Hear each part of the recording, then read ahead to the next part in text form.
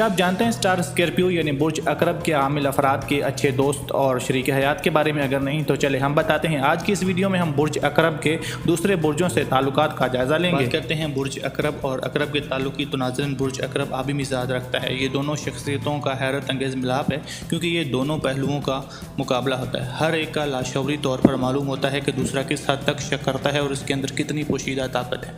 बुर्ज अकरब के मर्द और औरत की अगर आपस में शादी हो जाए तो ये अच्छा वक्त गुजार सकते हैं, लेकिन बाज़ औक़ात दोनों एक जैसा मिजाज रखने की वजह से एक दूसरे से पर हावी होने की कोशिश करते हैं। अगर ये अपने जज्बात को दबाकर अपने शरीकी हयात के मुकाम को पहचान लें तो झगड़ों से बच सकते हैं। इनकी औलाद इनके ताल्लुक़ को मजबूत बनाती है।